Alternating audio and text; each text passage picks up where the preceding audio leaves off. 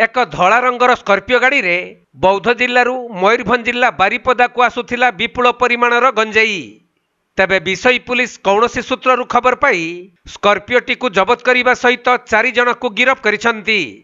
आउ सेमानक निकटरू 39 किलो ऊर्ध्व गंजेई, 5टी mobile phone एवं नगद 1 लाख रु अधिक टंका को जबत करिछि पुलिस। तेबे जबत होइथिबा गंजेईर आनुमानिक मूल्य 4 लाख रु ऊर्ध्व हेबो बोली जणा पड़िथिबा बेले अभियुक्त मानक नामरे मामला रुजु करी सेमानकु कोर्ट चालान करा जाइथिबा पुलिस आयोजित एक सांबादिक सम्मेलन रे सूचना दैछंती। गत राति रे हमर थानार विषय थानार जे घनश्याम मल्लिक अछंती जन सब इंस्पेक्टर से नाइट पेट्रोलिंग जाइथिले। पेट्रोलिंग करी से सकाळ आजी भोर सुधा 5टा 5:10 सुधा फेरला बेले से गोटे इनफॉरमेशन पाइथिले कि गोटे धला रंगर स्कॉर्पियो रे किछि सस्पेक्टेड निशा द्रव्य आछी बोली। तो से अनुसार हमें प्लान प्रोग्राम करथिलु। हमर खडमबडा पंचायत पाखर जो छक अछि खडमबडा छक सेठी हमें से गाड़ी को डिटेन करथिलु। से 4 जन लोक थिले सेमानकर पाखरु ता गाड़ी जतले हमें सर्च कलु तो गाड़ी भीतर हमको 2टा गनी बैग मिलिथिला जतरे कि हमको लागुथिला सस्पेक्टेड गंजा थिला बोली। तापर से लोक मान को तांकर नागा हमें पचारथिलु तांको नागा अनुसार से माने मोट 4 जन थिले।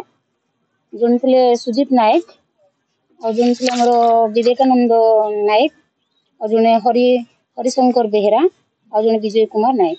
माने हमर सुलियापदा एरिया रो अछंती, जने बारिपदा सदर एरिया रो, जने कुलियना थाना एरिया रो और जने अछंती बेतनटी थाना एरिया रो। सन सब 25 रु 35 वर्ष एज रो युवक अछंती। से जो गाड़ी टी व्यवहार करथिले से स्कॉर्पियो नंबर थिले ओडी 02D 8080। तापर से मन को गाड़ी जेतला हम प्रॉपर सर्च करथिलु हम नगद कैश हिसाब रे 1,04,000 टंका मध्ये मिलिथिला। तापर से मन को तो बेले विषय हमें एसपी को भी खबर देथिलु ओवर फोन रे, एसटीबी रायरंगपुर को भी खबर देथिलु। तापर हमर मजिस्ट्रेट आसीबा परे तांकर प्रॉपर सर्च सीजर करा गला परे तांका पखरु 4टा मोबाइल फोन ने टोटल 5टा मोबाइल फोन मिलिछि। तापर से मन को मनी पर्स जो थिला से मध्ये कुछ टंका भी जबत होइछि। तापर से माने से जिंस गुडा को बौद्धरू हमर बारिपदा आनी सेडा बिक्री करबार मध्ये योजना करथिले बोली अनुमान करा जाउछि। टोटल हमर अछि 39 केजी 400 ग्राम। हमर जबत हेतु जो गंजा अछि तार अनुमानिक मूल्य प्राय 4 लाख पखा पखी हेबो। तो आसामी माने वर्तमान अरेस्ट हे गेलेनी हमको हम कोर्ट फॉरवर्ड जथा शीघ्र कर देबो। आगो केस मध्ये इन्वेस्टिगेशन होछि।